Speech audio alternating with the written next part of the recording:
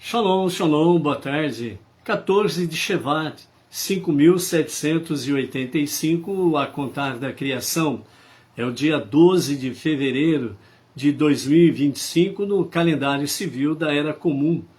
É a tarde com a Torá, hoje trazendo o especial de Tu B'Shevat, o Ano Novo das Árvores. Tu B'Shevat significa o 15º dia do mês de Shevat. Então hoje, quarta-feira, quarto dia da semana, é o quarto dia para o Shabat, nós estamos aí no nosso especial de Tu B'Shevat, para falarmos sobre o Ano Novo das Árvores, que vai desde o pôr do sol de hoje até o pôr do sol de amanhã. Então, o Ano Novo das Árvores entra ao pôr do sol de hoje e vai até o pôr do sol de amanhã, que é o dia 15 de Shevat. É o calendário judaico, o dia judaico, ele é do entardecer de um dia até o entardecer do outro dia, como está registrado em Gênesis, E foi à tarde e amanhã, do primeiro dia até o sétimo dia. Então, é o dia judaico, é o entardecer do dia até o entardecer do outro dia, é o dia judaico. Então, hoje, ao pôr do sol, nós entraremos no dia 15 de Shevat do ano 5.785. E Tu B'Shevat é o Ano Novo das Árvores, E aí nós vamos ver alguns aspectos com referência a essa festividade. O que você pode fazer, você pode comemorar, como que você pode comemorar essa data, de forma espontânea, voluntária, por amor a Hashem, fazer um momento aprazível, do Ano Novo das Árvores. E também o homem é comparado como a árvore dos campos, Então nós vamos ver essa ligação entre uma e outra situação aí, ok? A visão na época da redenção final, a redenção com o justo Mashiach, então nós temos alguns textos que falam para nós assim. Segundo a Pesikta Rabati 1 diz: a cidade de Jerusalém está destinada a ser tão grande quanto a terra de Israel inteira. E a terra de Israel está destinada a ser tão grande quanto o mundo inteiro. Então, segundo a visão dos sábios na Pesikta Rabati 1, fala que Jerusalém, nos dias da redenção final, ela vai se estender em todo o território de Israel. Então, todo o estado de Israel, suas fronteiras originais lá de Bereshit, elas estarão, Jerusalém estará no tamanho do estado de Israel. E o estado de Israel, ou a terra de Israel, melhor dizendo, ela está destinada a ser tão grande quanto o mundo inteiro. Ou seja, dentro dessa visão significa que a terra de Israel ela será grande, que vai cobrir toda a face da terra. Alguns dizem que é de forma literal, outros dizem que de forma para entender que, como está escrito em Isaías, que de Jerusalém sairá a palavra da Torá para o mundo inteiro. Então significa que o domínio de Israel será sobre o mundo inteiro. Mas por que fala isso? Justamente por causa do rei Mashiach. Então o rei Mashiach é aquele que vai reinar sobre o mundo inteiro, não só sobre Israel, não só sobre o povo judeu, mas ele vai reinar sobre o mundo inteiro, ok? Então Deuteronômio capítulo 12, verso 20 diz: quando o Eterno teu Deus aumentar o teu território, então é possível que Deus expanda a terra de Israel. O Rabi Yitzhak, ele explicou: assim como ninguém pode dizer qual é a largura ou o comprimento de um rolo enquanto ele se encontra enrolado, mas qualquer um pode medi-lo quando ele estiver desenrolado. Da mesma maneira, a terra de Israel é formada em sua maior parte por montanhas e vales. e, portanto, não aparenta o verdadeiro tamanho que tem. De onde se deduz isso? Do versículo de Devarim 11 e o verso 11, que declara: mas a terra para a qual estáis passando, a fim de herdá-la, é terra de montes e planícies. E como se sabe que Deus se aplanará e ficará estendida, está em Isaías capítulo 40, verso 4. Toda a depressão será elevada, ou seja, toda a parte, né, como vale, né, do território, né, como diz aqui, toda a depressão, né, toda a depressão do terreno, né, os vales, eles serão elevados, eles serão aplainados, certo? E todos os montes, né, montes, montanhas, etc., serão rebaixados, eles serão também planos, ok? Os caminhos tortos serão alinhados e os rugosos nivelados. Só então as suas verdadeiras dimensões serão conhecidas. Devarim, Rabá 4. Né? Então, nesses textos e nestas palavras dos sábios do Talmud, fala exatamente sobre a questão da extensão, né, de Israel. No futuro, um talo de trigo crescerá tão alto quanto uma palma e alcançará os cumes das montanhas. Ketubot 111b. Também no versículo, em Deuteronômio capítulo 11, verso 14, declara: e colherás o teu grão, o teu moço e o teu azeite. Então a terra de Israel está destinada a ter muito cereal, vinho e azeite. E todas as nações tentarão enchê-la de ouro e prata, em troca dos seus produtos agrícolas, né? Sifri Ekve, né? Então vejam essas passagens da Torá, mais do Talmud, Mishnah, ela fala exatamente a extensão do território de Israel, né? Ou seja, a influência de Israel, ela será nos 4 cantos do planeta. Os seus frutos, eles estarão presentes entre todas as nações. Então, por isso que a redenção final, na época da redenção final, a visão é exatamente esta, né? Sobre a terra de Israel tendo um efeito, influência, literalmente, com referência não somente à questão espiritual, a Torá, certos ensinamentos, que virá através de Mashiach, né, na redenção final, que é a Geulah, né, a redenção final. E então, também a questão dos seus frutos, ou seja, a terra de Israel será tão frutífera, que ela vai exportar para todas as nações, né? Então vejam, dentro dessa visão aí, para que nós possamos entender realmente a terra que manda leite e mel, ok? Baruch Hashem por isso. Então, Tu B'Shevat, o ano novo das árvores, é a partir do pôr do sol de hoje até o pôr do sol de amanhã, em que nós entraremos no dia 15 de Shevat. Então, Tu B'Shevat significa 15 de Shevat, que é considerado o ano novo das árvores. Dentro da Torá, nós temos 4 datas que são caracterizadas como Rosh Hashanah, o ano novo, certo? Então nós temos o Rosh Hashanah, que é o ano novo, né? Que é lá no mês de Tishrei, e os outros são o primeiro de Nissan, onde nós adentramos no dia de Pesach, né? O primeiro de Elul, que é uma preparação exatamente para o ano novo, Rosh Hashanah e Yom Kippur, né? E o primeiro de Tishrei, né? Que é o Rosh Hashanah, que é o primeiro mês do novo ano, né? Então, o primeiro de Nissan é ano novo para cálculo dos anos de reinados dos reis de Israel, né? De forma mais resumida. O primeiro de Elul é o ano novo para o dízimo dos animais, dentro da Torá, literalmente falando.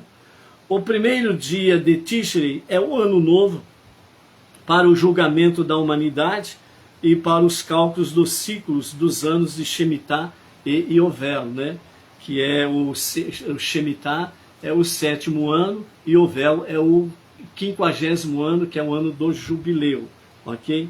E o dia de Tu B'Shevat, que é o 15 dia de Shevat, que vai ao pôr do sol de hoje até o pôr do sol de amanhã, que é considerado o ano novo das árvores, em relação ao requerimento de separar o dízimo dos seus frutos, né? Então, os dízimos que a pessoa tem a obrigação de separar da produção agrícola diferem a cada ano, à exceção do Maaser Rishon, que é o primeiro dízimo, que vigora em todos os anos por igual. Todos os anos tem o Maaser Rishon, o primeiro dízimo, né, de todos os frutos da lavoura, do campo. E nos anos 1, 2, 4 e 5, né, a contar do ano sabático de Shemitah, é preciso separar o Maaser Sheni, que é o segundo dízimo, e consumi-lo em Jerusalém, ou redimi-lo por dinheiro, a ser usado na aquisição de alimentos que deverão ser consumidos em Jerusalém. E nos anos 3 e 6, é preciso separar o Maaser Ani, que é o dízimo do pobre. Não é permitido separar dízimo do fruto crescido em um ano para cumprir a obrigação de dízimo do fruto crescido em outro ano, né? Então o dia de Tu B'Shevat é considerado também um ano novo para a finalização do cômputo dos anos de Orlá, né? As oferendas. Aqui sobre a questão de Tu B'Shevat, né? Até esse momento aqui sobre a questão dos dízimos sendo separados, né? Exatamente com referência à questão dos frutos da terra. Então, nós vamos ver aqui os 7 frutos da terra, e os 7 frutos da terra são o trigo, a cevada, a uva, o figo, a romã, a azeitona e a tâmara. Então nós temos aqui das 7 espécies, né? Ou os 7 produtos especiais da terra de Israel. Nós temos 2 grãos, que é o trigo e a cevada, e os outros 5 são os frutos, literalmente falando. Os 2 grãos, o trigo e a cevada, e os outros 5, a uva, o figo, a romã, a azeitona e a tâmara. Então essas são as 7 especiarias da terra de Israel. Com referência a essa questão aqui, literalmente falando na terra de Israel, enquanto o templo estava em pé, né? Então o povo tinha que fazer isto. Ou seja, a partir do 7º ano, Shemitah, então conta-se o primeiro e até o 7º ano, que será o próximo Shemitah, o ano sabático, o 7º ano, onde a terra descansa literalmente e não pode se trabalhar na terra. É o Shemitah, ok?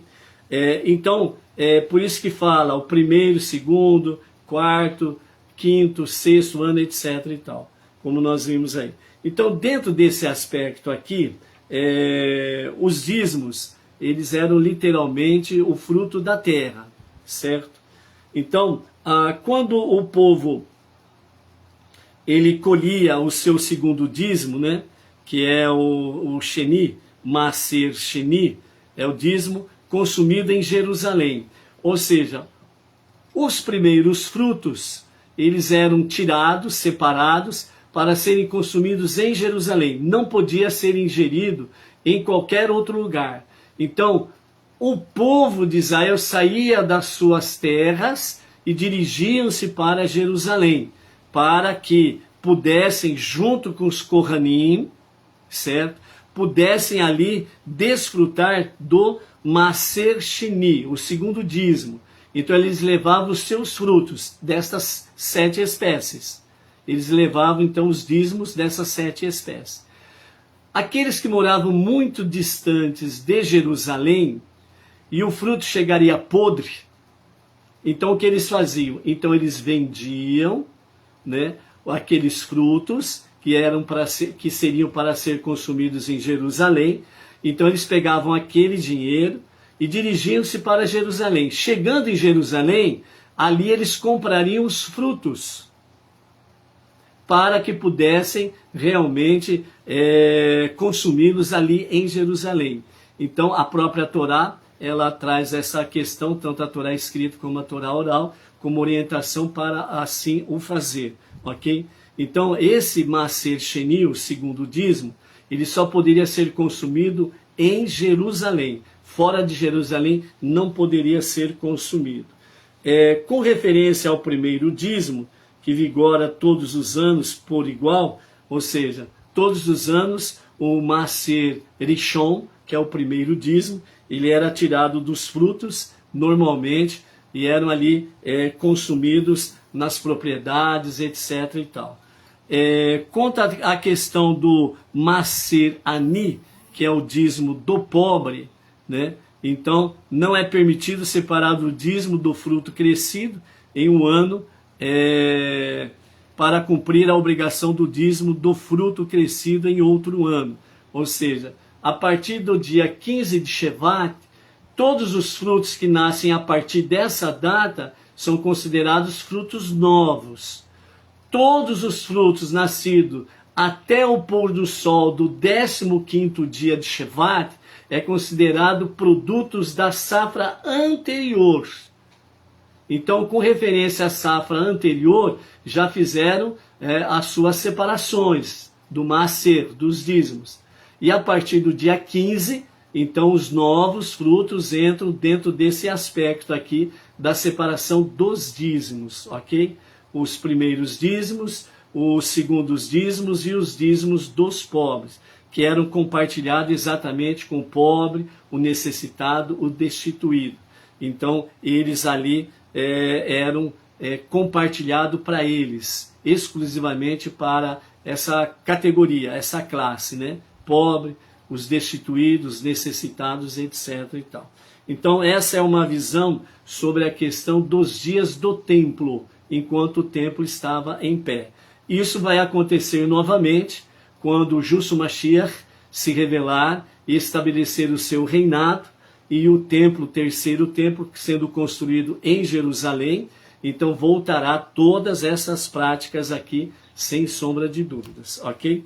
Então essa é uma questão do Tu B'Shevat, né? O 15º dia de Shevat, que é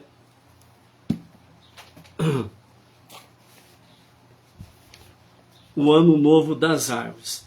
Vamos então para os aprendizados e os ensinamentos sobre Tu B'Shevat. Então o calendário judaico ele é assinalado como início do ano novo das árvores, né? Essa é a estação na qual as primeiras árvores a brotar na terra de Israel emergem do seu sono de inverno e iniciam um novo ciclo de produção de frutas. Ou seja, até esse momento o inverno é uma realidade em Israel. Então o que acontece? Devido à questão do gelo, etc. e tal, então a terra absorve muita água, muito líquido, e isso vai fortalecendo as raízes, né, das árvores. Quando chega então a primavera, verão, certo? Então o gelo ele derrete literalmente, né? O que estava encoberto pelo gelo aparece, certo? Então é o despertar de uma nova vida. Então o gelo está encobrindo, o inverno ele é taciturno. O que é taciturno? É aquele rosto abaixado, aquele rosto tristonho, é o rosto cabisbaixo. Então no inverno tudo é taciturno, porque está encoberto pelo gelo, né? E a própria atmosfera cinzenta, né? Céu encoberto, etc. e tal, traz esta visão taciturna, ok? E quando vem primavera e verão, então o gelo se dissipa. Então o rosto ele já não fica mais encoberto, nem abaixado, mas aí ele levanta. Ou seja, tudo começa a florir e começa a se produzir os novos frutos. Então é isso que nos fala sobre a questão do inverno. Então legalmente o ano novo das árvores se relaciona com os vários dízimos que são separados da produção cultivada na terra de Israel, que acabamos de falar. E esses dízimos diferem de ano para ano no ciclo Shemitah, de 7 anos, né? Do primeiro ano até o 7º ano.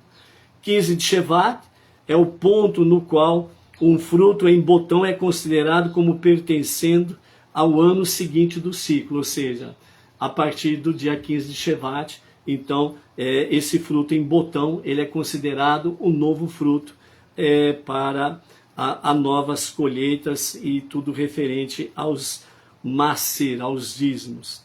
Celebramos o dia de Tu B'Shevat comendo frutas, especialmente as espécies que são destacadas na Torá, como fala Devarim, Deuteronômio capítulo 20, verso 19, que nos diz, né, os frutos da terra são uvas, figos, romãs, azeitonas e tâmaras, são os 5 frutos, e os 2 grãos, né, trigo e cevada, né,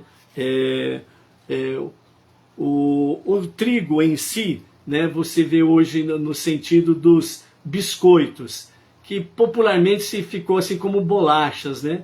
Mas você pode observar que quando você vai no supermercado, você olha a placa lá de identificação daquele corredor e você vai ver ali, ó, biscoitos. Você não vê bolachas. E quando você pega um pacote, entre aspas, de bolacha, você vê escrito lá, biscoito.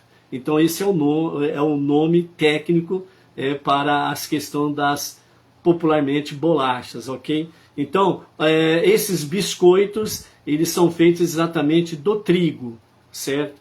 E da cevada, obviamente você já lembrou, a cerveja, por exemplo, é exatamente isso, a cerveja, ela é a base de cevada.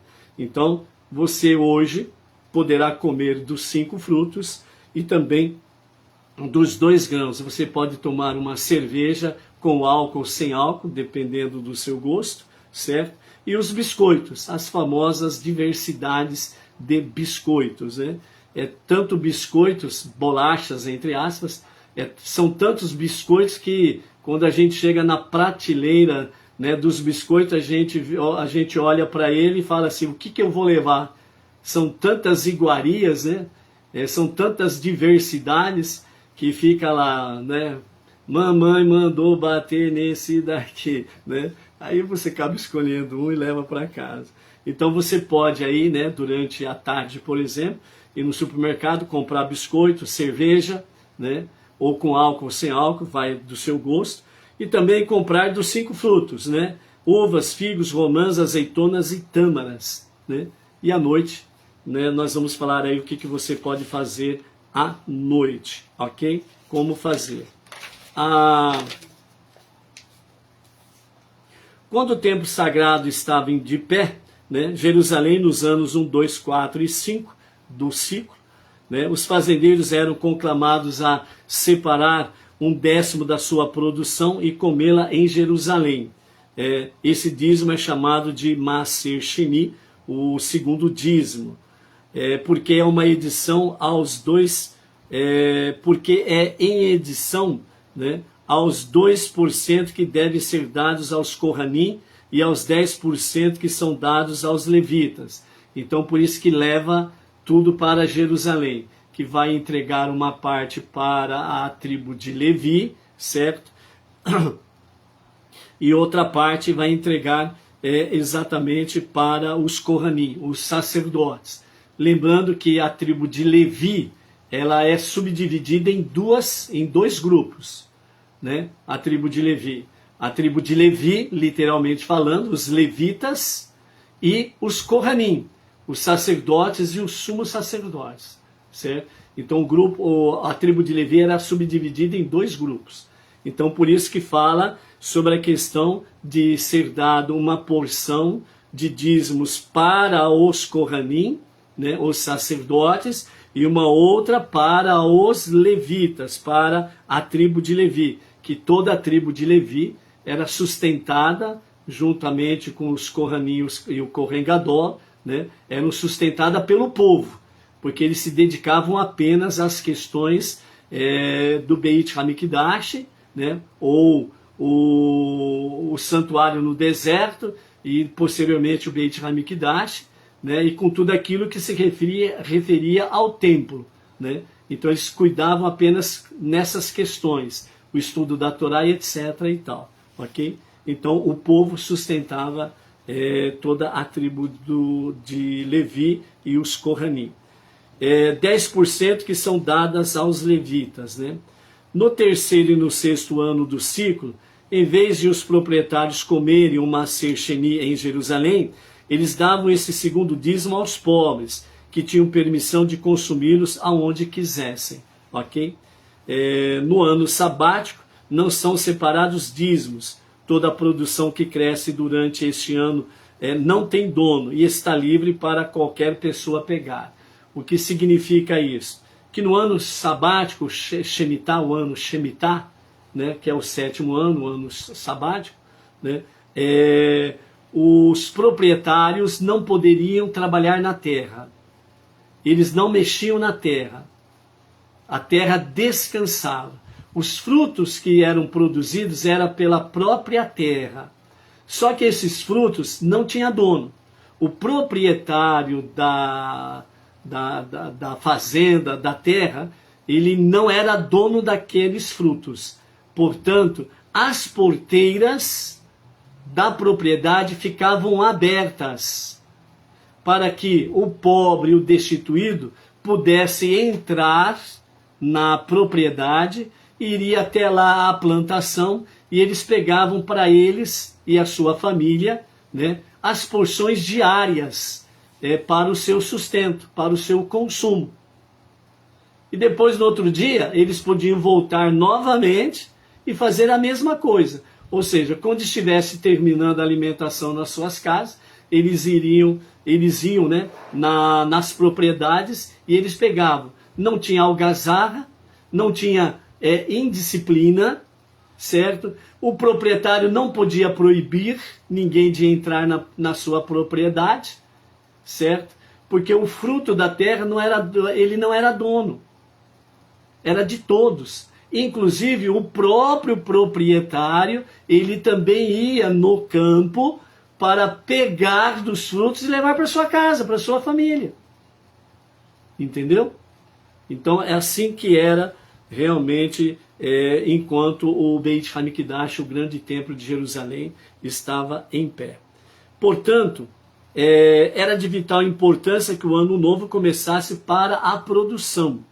Nossos rabinos estabeleceram que um fruto que brotava antes do dia 15 de Shevat é o produto do ano anterior. Se brotasse depois, era produto do ano novo e era feita a separação dos dízimos. Em comparação a cereais e vegetais e legumes, tem o mesmo ano que os seres humanos, o primeiro de Tishrei, né? Então, o Rosh Hashanah, o ano novo, né? Primeiro de Tishrei, né? Os cereais, vegetais e legumes, eles tinham a sua normalidade, sem sombra de dúvidas. Por que era assim? Na região do Mediterrâneo, a estação chuvosa começa com a festa de Sukkot, né? Leva aproximadamente 4 meses, de Sukkot até o dia 15 de Tishrei, né? Que é a data que vai entrar ao pôr do sol de hoje. Aliás, até dia 15 de Shevat, né? Que a festividade de Sukkot ela começa no dia 15 de Tishrei, né? E vai até o 15 de Shevat. Para as chuvas da nova estação saturarem o solo e as árvores produzirem frutos. Todos os frutos que brotarem antes são produtos das chuvas do ano anterior e são separados como dízimo, junto com as colheitas do ano anterior, ok? Então são dízimos do ano anterior. Embora esse dia de Rosh Hashanah para as árvores, conferimos uma importância especial a este feriado, por quê? Porque em Devarim, Deuteronômio, capítulo 20, verso 19, diz: o homem é comparado à árvore do campo, cultivando raízes fortes. As raízes fortes do ser humano é exatamente fé e comprometimento com Deus, e produzindo muitos frutos, estudo da Torá e praticar os mandamentos, né? Este é o ser humano, a árvore do campo, né? Então as suas raízes fortes é exatamente fé e comprometimento com Deus. E os frutos, o estudo da Torá e praticar, obedecer os mandamentos, ok? Quanto à questão de leis e costumes nessa data, os nossos mestres, né, para podermos memorizar os 5 frutos, lembrando que são 5 frutos e 2 grãos. Trigo e cevada são grãos, e os outros 5 são frutos. Então, os nossos mestres dizem assim, para mentalizar, é só você lembrar da palavra frutas, aliás, melhor, fruta, né? É singular, fruta. Por quê? Porque aí você, com a palavra fruta, você vai ter figo, romã, uvas, depois tem a tâmara e no final tem a azeitona.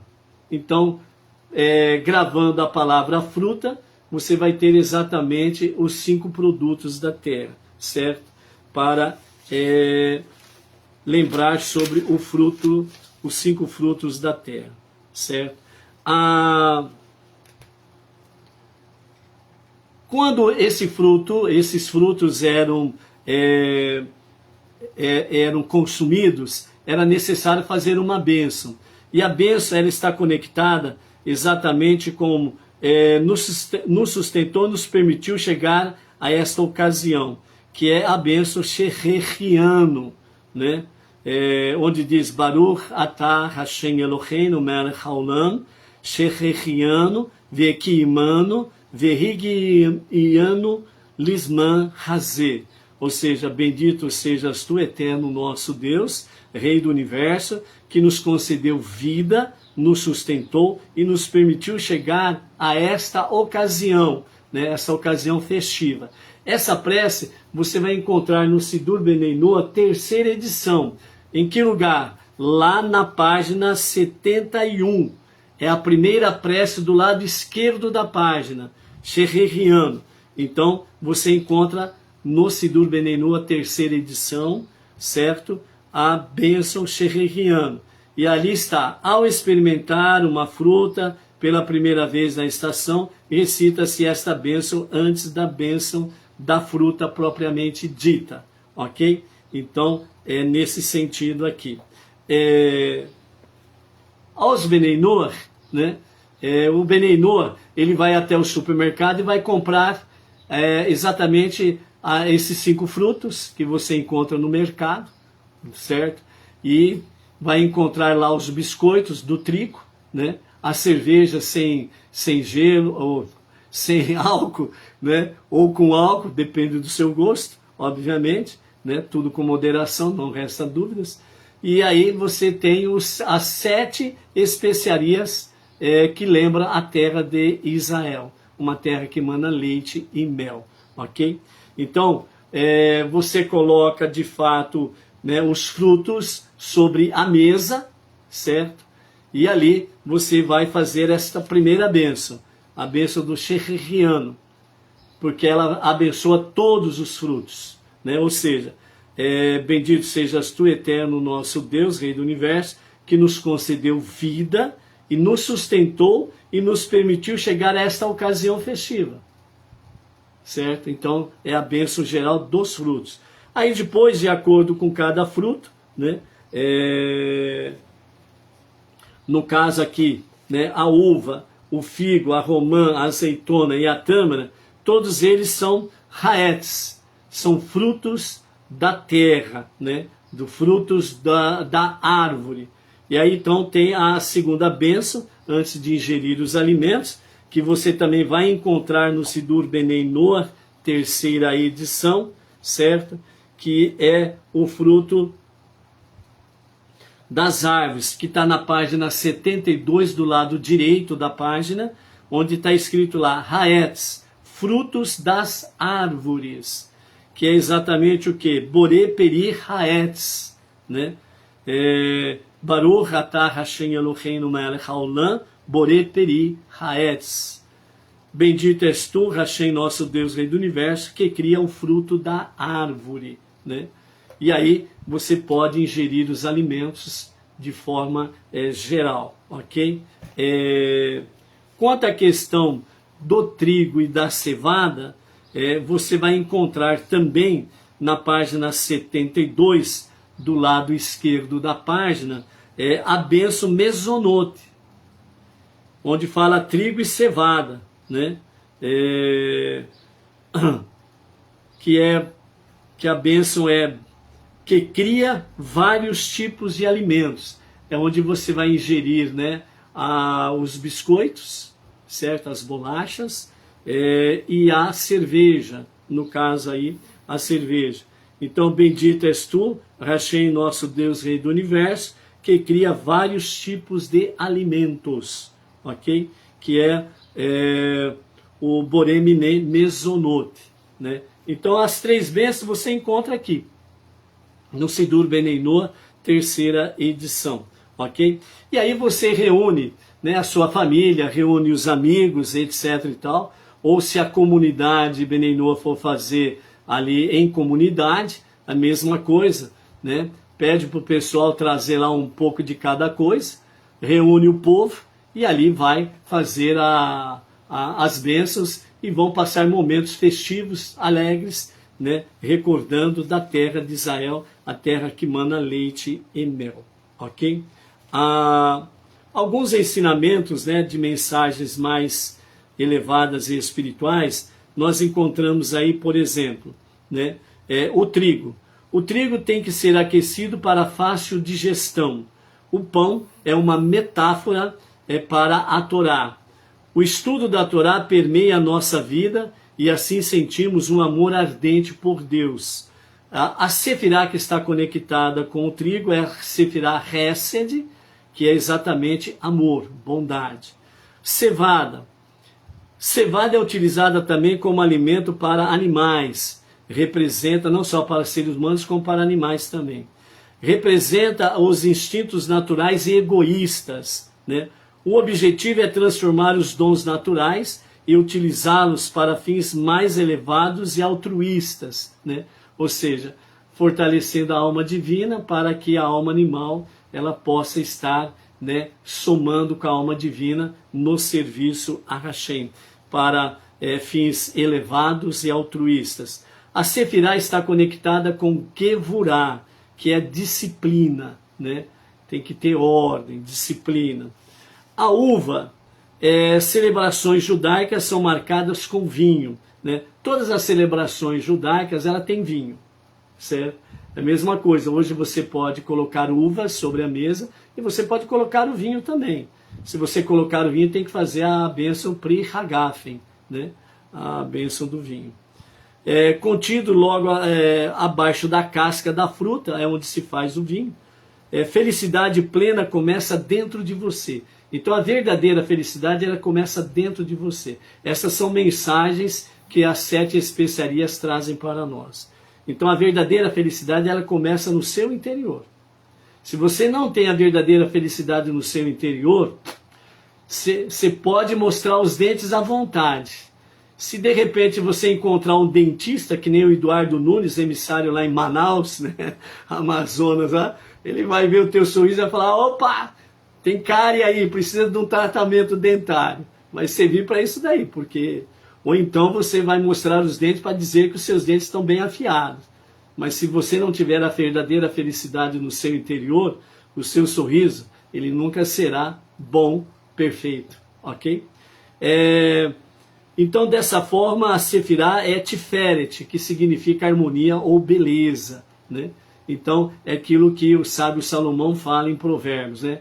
Um coração alegre aformoseia o semblante, entendeu? Então, é aquela questão, muitas vezes, as pessoas, ao conversar uma com as outras, né? A beleza física, ela perde, né? A sua eficácia quando o coração alegre aformoseia o semblante, né? Então essa pessoa é muito bonita, ela é muito bela, ela transmite uma felicidade, uma paz que não tem tamanho. Essa é a verdadeira felicidade, essa é a verdadeira beleza. O figo, né, Aqui nós vamos, os nossos sábios trazem a seguinte questão do figo, né? E se alguém ainda tem alguma dúvida, pode ser que tire agora a dúvida. Qual é o fruto, né, lá do Gan Éden que Adão comeu, né? Que Adão e Eva comeram, né? Então o figo, Adão e Eva usaram folhas de figo para suas vestimentas, né?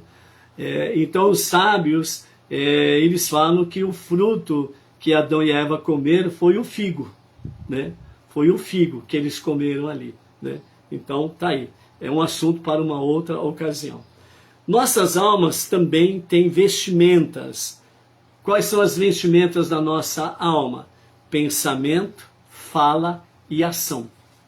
Então pensamento, fala e ação precisam andar em harmonia, em equilíbrio, porque isso nos leva a uma perseverança na vida. Por isso que a Sefirá, no caso do figo, é Netzar, que significa perseverança, certo? Então por isso, né, expresse o melhor que você tem. Dentro de você está o teu melhor, então expresse o melhor que você tem. A romã, ela é repleta de saborosas sementes, que são aproveitadas por completo. Procure pelo potencial de cada um. Não subestime o que os outros podem descartar como resíduos. A Sefirá é Hod, que significa humildade, né?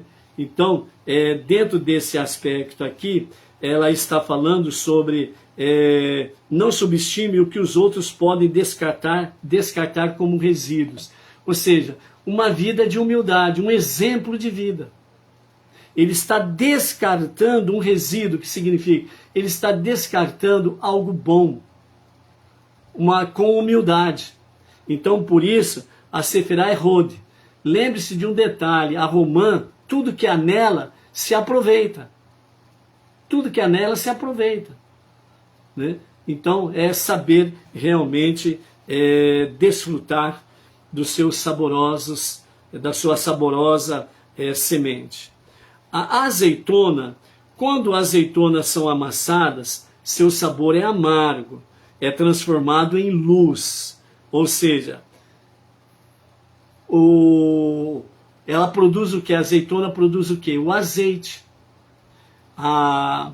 Se você não sabe, nós vamos ensinar um truque simples para você saber se o azeite que você comprou, se ele é realmente azeite ou se ele foi batizado, ou tem algum tipo de mistura.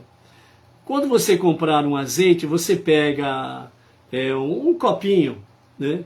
Ou um recipiente pequeno, certo? Que nem um copinho. E você coloca um pouco de azeite dentro dele. E você coloca no seu congelador ou no seu freezer. Espera o tempo do congelamento. Quando você retirar, você pega o dedo e coloca no azeite congelado.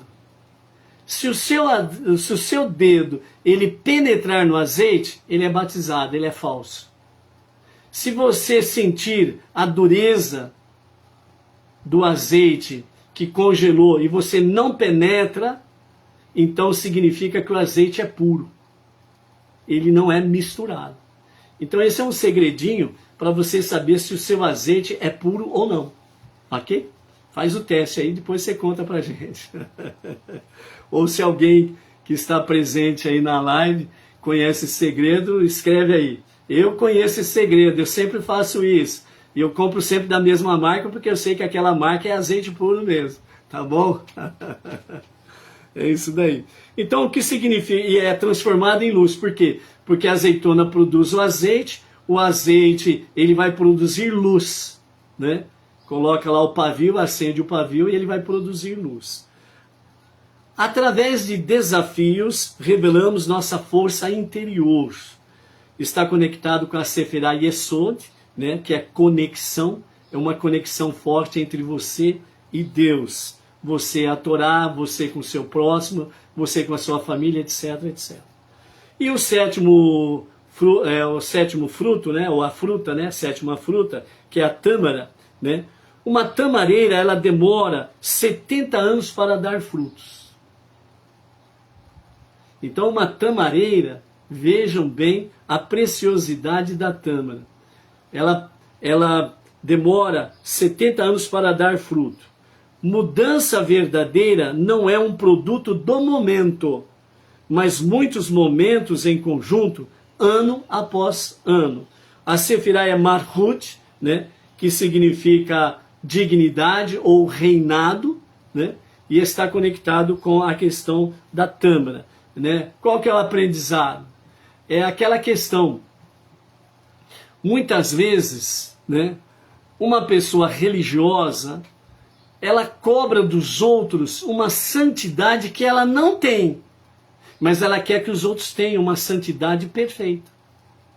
Então a tâmara vem ensinar para nós que, como o seu produto demora 70 anos, certo? Então significa que a nossa verdadeira transformação, ela não é no estalar de dedo. Ela não é da noite para o dia. O que nós fazemos no estalar de dedo da noite para o dia é abandonar a idolatria. Abandonar realmente as coisas pecaminosas que nós sabemos que é de enrubescer o rosto, de vergonha. E isso nós podemos fazer da noite para o dia. Só que o nosso caminho de santidade, ela é dia após dia, passo a passo no seu compasso. Então você não pode cobrar de si mesmo uma santidade que você ainda não alcançou. Porque você vai ter que fazer passo a passo. Então muitas vezes, né, o religioso, ele quer que as pessoas em seu entorno, né, sejam perfeitas, e ele não é perfeito. Quer que as pessoas tenham uma santidade elevadíssima, sendo que ele não tem a santidade elevadíssima. Então a tâmara, ela vem ensinar para nós essa realidade. Vem ensinar para nós essa realidade, que o caminho de santidade, o nosso caminho de abandonar toda a idolatria e a pecaminosidade, que estão dentro das 7 leis de Noé, nós podemos fazer da noite para o dia. Mas a nossa santidade, nós vamos alcançando passo a passo no nosso compasso, dia após dia. Por isso, apontar o dedo é crucial, porque tem 3 apontando para você. Enquanto você aponta 1, 3 aponta para você. Enquanto você encontra um defeito no próximo, você já tem no mínimo 3 defeitos, entendeu? Então, esse é o sentido que a tâmara traz para nós, ok? Baruch Hashem.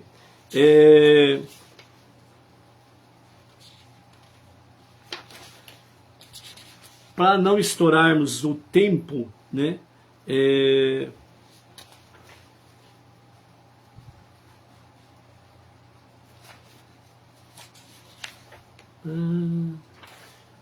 Tu B'Shevat, nós igual árvore, né? Lembrando, né, amados, só para recordar, né, que os nossos estudos, né, o nosso shiur, os estudos que aqui nós trazemos, sempre é baseado no Chabad.org. E é sempre baseado nos rabinos do Chabad.org. O nosso movimento é Chabad. A nossa liderança é Chabad, por Avi Avki Geranstad. Então, o nosso rabino é ortodoxo Chabad. Então, os nossos ensinamentos, o nosso aprendizado, sempre é com base no Chabad.org, ok? E com os rabinos Chabad, ok? Então, é isso que nós queremos aqui deixar bem claro. Então, o Ano Novo das Árvores, né? Essa é a estação na qual os primeiros brotos, né, das árvores na terra de Israel emergem de seu sono invernal, né, do inverno, e começa um novo ciclo de produção frutífera, né? Então celebramos o dia de Tu B'Shevat comendo várias espécies de frutas, que acabamos de falar, né? 2 espécies de grãos e 5 frutas. Esse dia possui um significado especial, pois o ser humano é comparado à árvore, né? conforme está escrito, né? Pois o homem é como uma árvore do campo, né? Devarim, Deuteronômio 20, 19. Lições, quais as lições práticas que nós podemos extrair nesta analogia botânica, né? Por assim dizer? Uma árvore brota a partir de uma semente. Ela cresce, atinge a maturidade, dá frutos, e de suas sementes outras árvores crescem, frutificam-se, né? E etc. e tal. Assim também é o ciclo da vida humana. O embrião se desenvolve, a semente do sêmen, nasce, cresce e amadurece. E com o passar dos anos, o ser humano se reproduz. Os frutos, né, de todo judeu estão contidos exatamente na Torá e Mitzvot. Por isso que os Benei Noah têm os mesmos frutos, Torá e mandamentos, porque as 7 leis de Noah está dentro da Torá. Assim como as árvores brotam a partir de uma semente, também deve-se assegurar que mais judeus e Benei Noah cresçam espiritualmente, gerando seus próprios frutos. Um judeu não pode se contentar apenas com sua colheita espiritual, e sim deve aproximar outros de sua herança. Aí, para resumir esse detalhe, nós falamos então sobre o nosso Rav Yaakov Gerenstad. Enquanto o nosso rabino Rav Yaakov Gerenstad estava dentro do ciclo judaico, dentro da bolha judaica, né, como o próprio Rebbe chamava, né, a bolha judaica, e ele disse para os seus rabinos, né, saiam da bolha, misturem-se com os não-judeus, levem para eles o conhecimento do monoteísmo com fundamento judaico e orientação rabínica, levem para eles o conhecimento da Torá e das 7 leis universais. E foi o que aconteceu. Então, o nosso Rav Yaakov Gerenstad saiu da bolha, resolveu abraçar essa floresta bravia, conhecida como não-judeus, Benei Noah, e desde 2012, há 13 anos, tem abraçado essa causa, e hoje em todos os estados da federação, né, há realmente frutos que provêm dele, onde trouxe os ensinamentos, e em todos os estados da nossa federação e fora do Brasil, que nem lá em Portugal, por exemplo, né, tem comunidades Benei Noah na liderança do Rav Yaakov Gerenstad, com supervisão do mesmo, ok? Então é isso que significa, né, a questão de expandir, né, os frutos, ok? Uma árvore é parte do reino vegetal. Plantas, ao contrário dos animais, morrem se forem desenraizadas do solo. Sobrevivem apenas quando continuam recebendo nutrientes da fonte. Um judeu também subsiste e cresce espiritualmente apenas quando está ligado à sua fonte, Torá e judaísmo. Não é suficiente estudar Torá ou cumprir mitzvot, mandamentos, uma só vez. É preciso receber constantemente alimento da fonte, né, e da vida, né? Então, por isso que um judeu sem Torá, ele é como um zumbi, né? Ele não está vivo, ok? Assim somos nós. Sem as 7 leis de Noah, sem a Torá, nós somos como zumbis, ok? De que são feitas, né, as raízes judaicas? Somos árvores vivendo 2 vidas em uma só. Uma vida irrompendo do solo para este mundo, onde com toda a nossa força lutamos para nos elevar acima dele, aproveitar o sol e o orvalho, desesperados para não sermos arrancados pela fúria das tormentas, das tempestades ou consumidos pelo incêndio, né? Falando literalmente da árvore, né, no campo, na floresta, né, que uma tempestade pode dizimar árvores ou um incêndio, como aconteceu recentemente em Los Angeles, né, dizimando florestas inteiras, ok? E há nossas raízes profundas sob o solo, inabaláveis e serenas. Elas são nossos antigos ancestrais, né? Avraham e Sara, Yitzhak e Rivka, Yaakov, Leia e Rachel. Eles estão dentro de nós, né? Lembra vários estudos o conselho do nosso Rebbe Menachem Mendel, né? O Noah que está no seu interior, Abraão que está no seu interior, Sara que está no seu interior, Yitzhak, Rivka, Yaakov, Leia e Rachel, etc. e tal, né? O Moshe que está no seu interior, etc. e tal. Então, é todo dentro desse aspecto aí. Eles estão dentro de nós, no nosso íntimo, no nosso âmago. Para eles, não há tempestade, não há lutas. Existe apenas o único, o infinito, para quem todo o cosmo, com todos os seus desafios, são nada mais que uma fantasia renovada e todos os momentos a partir do vácuo, né? Ou seja, o grande Deus, só Ele é, ok? Nossa força vem do nosso vínculo com eles, e com o seu apoio venceremos a tempestade, traremos beleza ao mundo no qual fomos plantados, ok? Então aqui, né, o Rabino Tzvi Freeman, né, ele está trazendo para nós esses dois aspectos, a árvore literalmente falando, né, e o ser humano como árvore, e traçando esse paralelo, certo? Como está escrito lá em Devarim 20:19, né? O homem é como a árvore do campo, ok? Então, as nossas raízes, né, estão exatamente com os nossos antepassados, não restam dúvidas. As nossas raízes, elas precisam continuamente serem bem fincadas, e está dentro do aspecto exatamente dos estudos da Torá, das 7 leis de Noah, e a prática das 7 leis de Noah, né?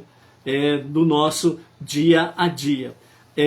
Não podemos esquecer que as tempestades e os incêndios, que são as provas, os testes que nós passamos pela vida, são na realidade desafios para que nós possamos buscar no mais íntimo do nosso ser as forças dos nossos antepassados, a força que provém de Hashem, para que nós possamos vencer a fúria, as tempestades, os incêndios, e possamos trazer mais beleza para a nossa vida, a nossa família, em nosso entorno e para o mundo. E isso está em cada um de nós. Que o ano novo das árvores seja um ano novo de vida dentro destas práticas no seu dia a dia. Ok? Então, vamos em frente nessa jornada e no dia a dia, sempre trazendo mensagens para fortalecer a nossa emuná e o nosso bitahon, fé e confiança em Hashem. Feliz Ano Novo das Árvores. Uma boa comemoração com as 7 espécies, né, que nos faz lembrar da terra de Israel, a terra que mana leite e mel. Que haja muito sustento para a sua vida, que não falte alimentos, frutos e frutas, né, para você e sua família, ou seja, que você tenha realmente sustento, prosperidade, vitórias, conquistas no seu dia a dia. Lembrando que em Hashem está toda a nossa essência.